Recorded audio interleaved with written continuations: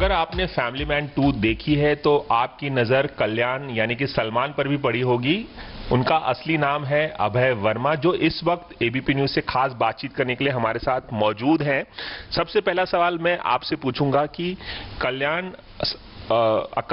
सलमान के किरदार को बहुत ज्यादा तारीफ मिल रही है, शो को काफी तारीफ मिल रही है, क्या कॉम्प्लीमेंट्स मिल रहे हैं आपको अपने किरदार के लिए और शो के लिए? बहुत बढ़िया रिस्पॉन्स है। मैं एक्चुअली अमेज्ड हूँ कि जितना भी मेरा स्क्रीन टाइम था उसके हिसाब से मुझे लोगों ने बहुत प्यार दिया है, दोनों कैरेक्टर्स को, सलमान और कल्याण। कल्याण के लोगों ने मुझे उसके अकॉर्डिंगली कॉम्प्लीमेंट, क्योंकि कल्याण है जो एक बहुत ही सॉफ्ट हार्टेड पर्सन है और वो बहुत ही प्यारा लड़का है। उसे वो ऐसा लड़का है कि किसी से भी प्यार, किसी को भी प्यार आ जाएगा उस कैरेक्टर पर। Salman on the other hand ऐसा कैरेक्टर है कि वो किसी को नुकसान दे सकता है। वो किसी को नुकसान पहुंचाने वाला आदमी है। वो एक स्लीपर सेल है जो कि अपने मिशन के ऊपर पूरा फोकस होकर करना चाहता है। उसको नहीं फर्क पड़ता कि किसी का नुकसान हो, फायदा हो, कुछ भी हो। तो दोनों के लिए अच्छी बात यह है कि मुझे कल्याण के लिए अलग कॉम्प्लीमेंट दिया लोगों ने और सलमान के किरदार के लिए अलग सराहाया है। तो अच्छी बात मुझे ये लगी कि मुझे ऐसा फील होता है दोनों के लिए जब अलग अलग आपको कॉम्प्लीमेंट मिलते हैं तो कहीं ना कहीं वो जो कल्याण और सलमान की जो डेफिनेशन अलग अलग आपने समझाने की कोशिश की है वो कहीं ना कहीं तो लोगों तक पहुंची है। तो बहुत अच्छा लगता है ऐसे रिस्पॉन्स सुन के मुझे।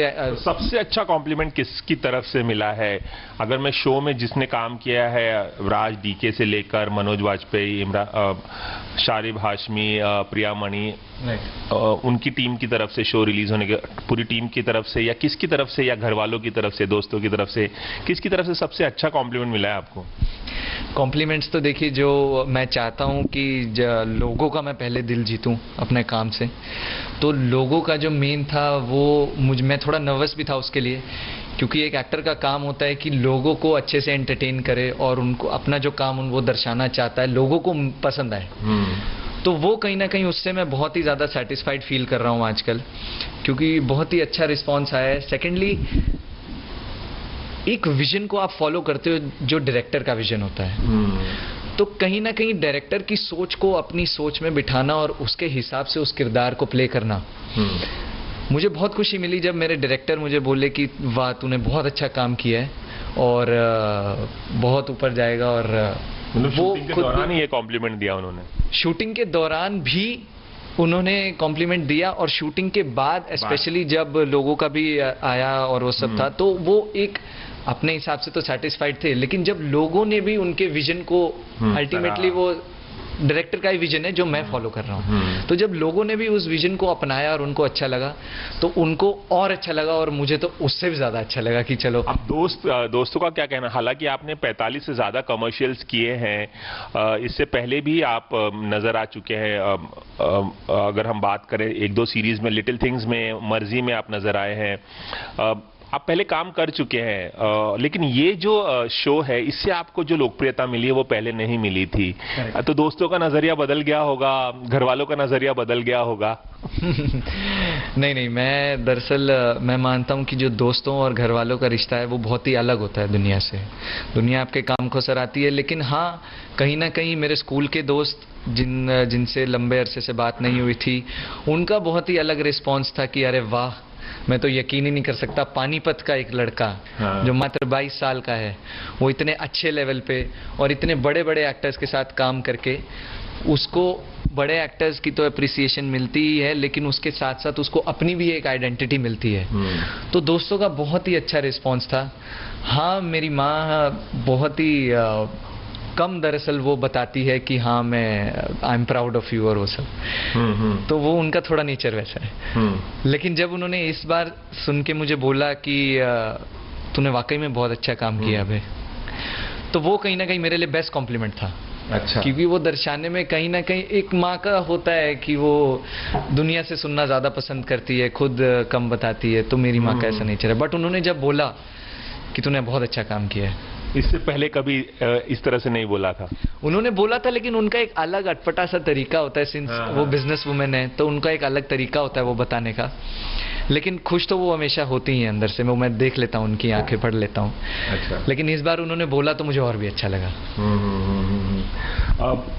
कम ही लोगों को पता होगा, फैमिली मैन 2 आने के बाद अब चर्चा हो रही है अभय वर्मा की, लेकिन कम ही लोगों को पता होगा कि इन्होंने आलिया भट्ट के साथ एक आइसक्रीम की ऐड की थी। इसके अलावा अमिताभ बच्चन के साथ भी एक ऐड में काम कर चुके हैं, आमिर खान के साथ भी काम कर चुके हैं। इन तीनों के साथ काम करने का अनुभव जानना चाहूंगा। अब जाके लोगों को पता चल रहा है कि ये तो वही शख्स है जो इतने सारे कमर्शियल्स में दिख चुका है, और आमिर, आलिया और अमिताभ के साथ भी आप काम कर चुके हैं। जी जी जी, मैंने बाकी कमर्शियल्स भी की हैं, लेकिन मेरा ऐसा मानना है कि एक बड़ा पेड़ उगाने के लिए एक छोटा सा बीज ही डालना होता है। तो कहीं ना कहीं छोटे से शुरुआत करते करते करते करते करते वो सिलसिला अमित सर तक पहुंचा, और अमित सर के साथ काम करना तो मैं आइडियलाइज करता हूं उनको। वो भगवान है मेरे लिए एक्टिंग के। और जब वो सेट पर आए, मुझे याद है वो भीगे हुए बादाम खाते हैं, सुबह आते हैं तो उन्होंने भीगे हुए बादाम अपनी जेब से निकाले और मुझे दिए। तो मना तो मैं कैसे ही कर सकता था। हाँ। तो मैंने वो 2 बादाम उठाए। तो मैं उन बादाम को देख रहा था और उनको देख रहा था कि मैं वो बादाम खाऊं या वो बादाम अपनी जेब में रख के सेव करूं। हाँ। क्योंकि उन्होंने दिया है कुछ, लेकिन अब भगवान कुछ दे रहा है तो वो प्रसाद समझ के खा लेना चाहिए। अच्छा। तो मैंने वो खाया, और उनके साथ काम करने का उनका जज्बा ही कुछ और है। काम क्या सीखा आपने उनसे, अमिताभ से? बहुत पंक्चुअल माने जाते हैं काम को लेकर। अगर 7 बजे सेट पे बुलाया तो 7 बजे आते हैं। वो टाइम टू टाइम काम करते हैं, हाथों में 2 घड़ियां पहनते हैं, वो इतने पाबंद है वक्त के।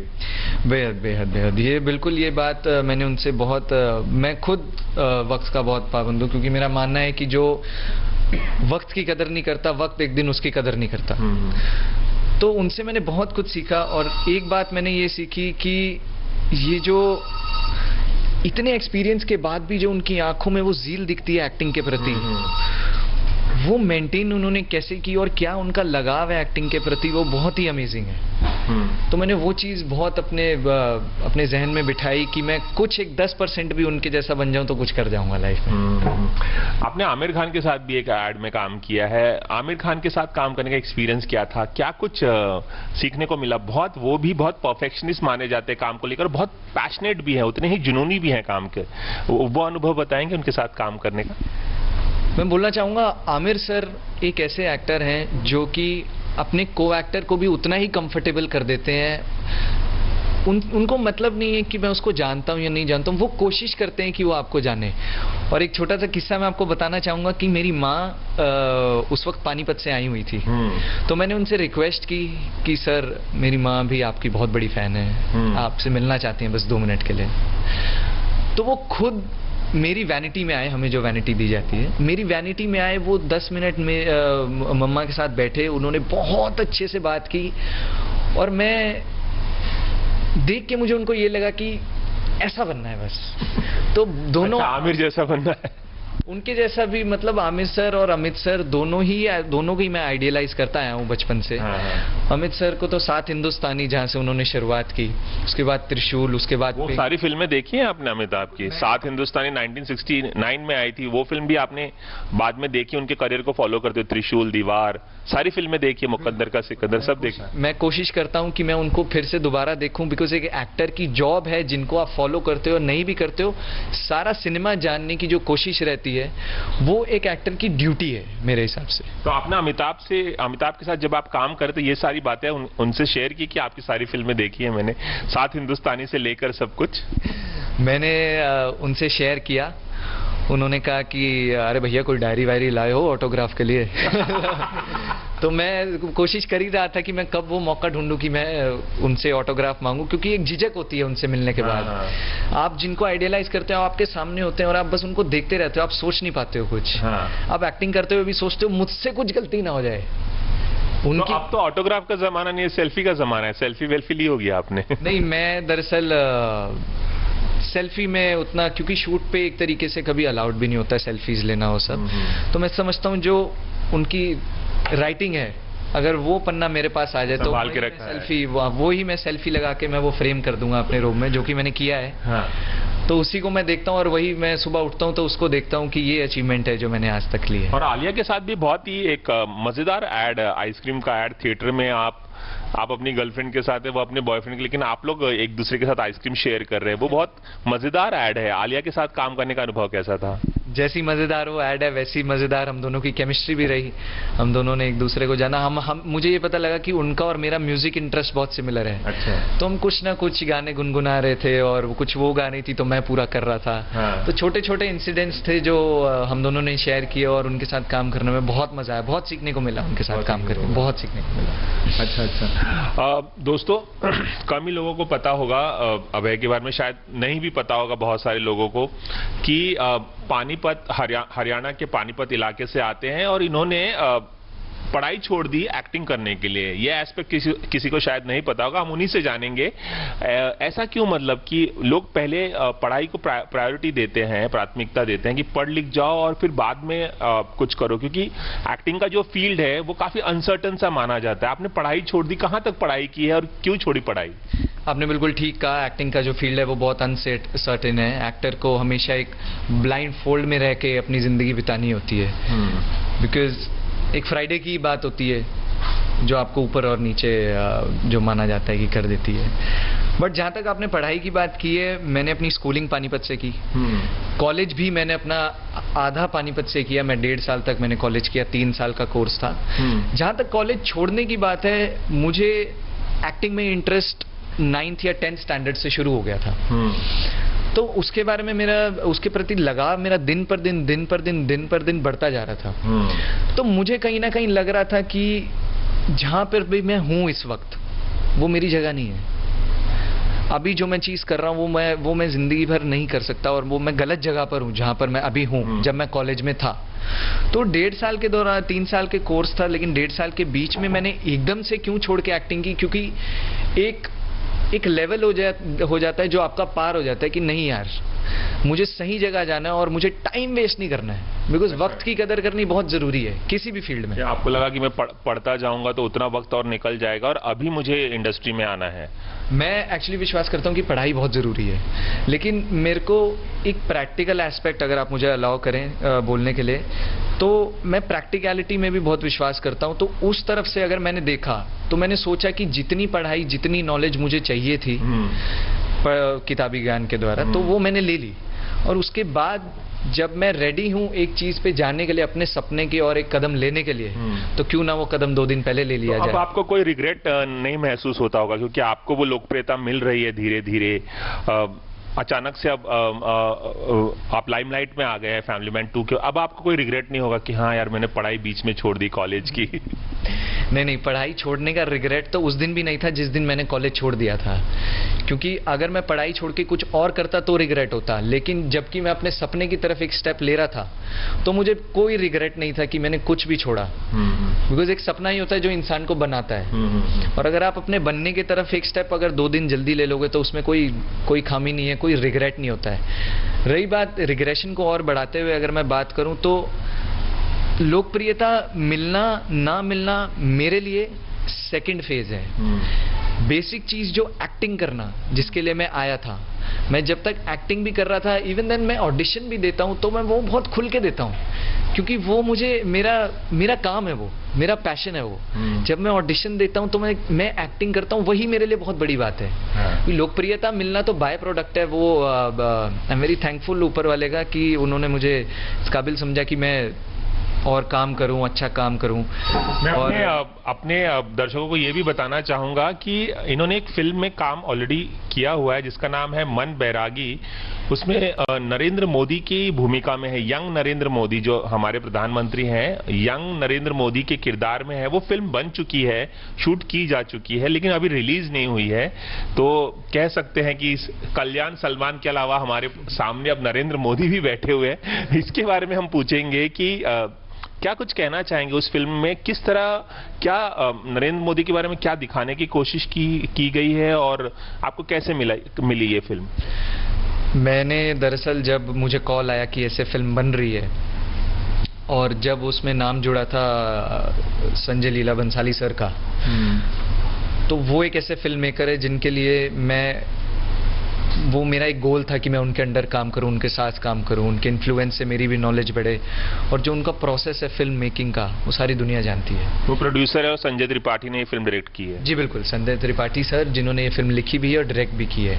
जहाँ तक कहानी की बात है तो एक एडोलेसेंस स्टेज जो है हमारे आदरणीय प्राइम मिनिस्टर नरेंद्र मोदी जी की, तो 17 से लेके जो 19 साल के बीच में उन्होंने 3-4 जो मेजर इंसिडेंट्स थे जो उनकी लाइफ में बहुत ही ज्यादा परिवर्तन लाया उन इंसिडेंट्स ने, तो उन इंसिडेंट्स को दर्शाती है, जो कि स्टोरी बहुत ही इंस्पायरिंग है, मोटिवेशनल है। उन सब चीज़ों के बारे में वो कहानी है 50 मिनट की। आशा करता हूँ कि वो स्टोरी जल्दी आए और आप लोग उसको देखें, क्योंकि वो मेरा पहला काम भी था बहुत मेजर, और संजय सर के अंडर काम किया है। तो शॉर्ट फिल्म है 50 मिनट की। जी जी जी बिल्कुल, तो उनके अंडर काम किया है, तो मैं और चाहता हूं कि वो काम लोग जल्दी देखें। अच्छा, हम फैमिली मैन 2 पे वापस आते हैं। आपका जिस तरह का किरदार है, धृति जो है आश्लेषा ठाकुर, वही आपकी हत्या कर देती है, और आपका जो मनोज वाजपेयी के साथ या प्रियामणि या शारिब हाशमी या बाकी जो बड़े बड़े किरदार हैं सामंता, उनसे आपकी मुलाकात नहीं है, तो उनके साथ आपको काम करने का मौका नहीं मिला। इस बात का आपको रिग्रेट है कि यार उनके साथ कोई सीन नहीं था? उनके साथ भी अगर मनोज वाजपेयी के साथ एक सीन होता, एक डायलॉग होता, किसी के साथ होता, उस बात का रिग्रेट है आपको? इस बात का मलाल मुझे रहेगा, एक्चुअली रहेगा, क्योंकि जब एक ही शो में होके भी हमारे बीच कुछ नहीं हुआ। लेकिन मैं इसको दूसरे साइड से भी देखता हूँ कि एटलीस्ट मैं उस शो में तो हूँ जहाँ इतने दिग्गज लोग हैं। एक नाम आपने मिस कर दिया, जो सामंथा। जी जी जी, एक सामंथा हैं और दिलीप साहब हैं, जो कि इश्क पिक्चर से लेके मैंने उनको बहुत फॉलो किया है। तो वो भी एक आइडियलाइज कैरेक्टर जिनको मैं फॉलो करता हूँ, बहुत ही अमेजिंग पर्सनैलिटी है उनकी। तो एक मलाल हमेशा रहेगा, लेकिन क्योंकि मैं मनोज सर से ऑफ सेट मिल लिया था, हमारा इत्तेफाक की बात थी कि 2-3 दिन जो हमारे शूटिंग डेट्स थे वो हमारे सेम थे, तो मैं उनसे सेट पे मिला, और सेट पे मिलने के बाद मुझे वो Manoj sir is an institution, वो उनसे बहुत कुछ सीखने को मिलता है। एक बहुत बड़ी बात जो मैं उनसे सीखा, सीन करने से पहले वो एक अलग इंसान है। अच्छा। और जैसे ही डायरेक्टर एक्शन बोलता है कुछ और हो जाते हैं वो मैंने उनका एक्चुअली में एक फ्रैक्शन ऑफ सेकंड में वो श्रीकांत तिवारी से मनोज बाजपेयी का शिफ्ट और मनोज बाजपेयी से श्रीकांत तिवारी का शिफ्ट, वो देखा, और बहुत सरियल फीलिंग थी वो, क्योंकि ये करना एक एक्टर के लिए बहुत बहुत बहुत अच्छी खूबी है, और ये बहुत एक्सपीरियंस और मेहनत के साथ आती है। तो मैंने वो सीखा कि वो मेहनत और वो आइडियलाइजेशन, वो फोकस रखना है लाइफ में, कि बस ये जो डिफरेंशिएशन है वो मैं उन जैसा कर लूं। चलिए, मैं आश्लेषा ठाकुर के बारे में पूछ लेता हूं, जो धृति जिससे आप प्यार करते दिखाया गया उसमें। जी। उनके साथ काम करने, उनके बारे में आप क्या कहना चाहेंगे? बहुत अच्छी केमिस्ट्री दिखाई गई है आप लोगों के बीच में। हालांकि वो एक एडल्ट पर्सन है, लेकिन उन्हें एक नाबालिग लड़की के तौर पे दिखाया गया है। क्या कहेंगे, कैसा रहा उनके साथ काम करना, या कोई फनी इंसिडेंट उनके साथ, धृति के साथ, आश्लेषा ठाकुर के साथ? वो मेरी बहुत अच्छी दोस्त है, मैं फैमिली मैन से पहले से ही उसको जानता हूँ। फ्रेंड है? जी जी जी जी, हमने कुछ एड्स भी किए हैं और हम वैसे भी मिलते रहते हैं। कुछ सिमिलर एज के एक्टर्स होते हैं तो वो मिलते रहते हैं आपस में। ऑडिशन एड में भी काम किया था? जी जी जी, ऑडिशंस के थ्रू। तो मेरी बहुत अच्छी दोस्त है, और हमने जब साथ में काम किया तो बहुत मज़ा आया, क्योंकि बिल्कुल सेम एज के 2 लोग मिल जाते हैं और ऐसे मस्तीखोर होते हैं, मस्ती करने वाले होते हैं। तो वो सेट पे भी थोड़ा सा, फैमिली मैन के सेट पे ओरिजिनली भी फैमिली जैसा ही माहौल था। अच्छा। तो कभी ऐसा out of the family feel ही नहीं किया कि हम शूटिंग कर रहे हैं। तो बहुत ही मज़ेदार माहौल था, और शूट के बाद जब भी हमारा अच्छा शॉट हो जाता था तो राजन डी के सर और हमारे डायरेक्टर मुझे याद है कि एक बार उन्होंने मिल्क शेक दिया था। तो मैंने आश्लेषा का भी शेक पी के मैं उसको चिढ़ा रहा था, और हमने बहुत मस्ती की, लेकिन हमने सेट पे बहुत मजा आया उनके साथ काम करके। चलिए, आप आगे भी इसी तरह से अच्छे रोल निभाएं और आपको वो कामयाबी मिले जिसकी उम्मीद, जिसका अरमान लिए आप इस इंडस्ट्री में आए थे।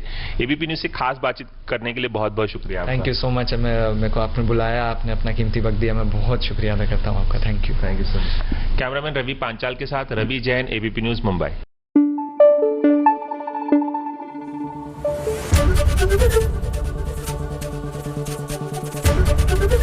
एबीपी न्यूज़ आपको रखे आगे।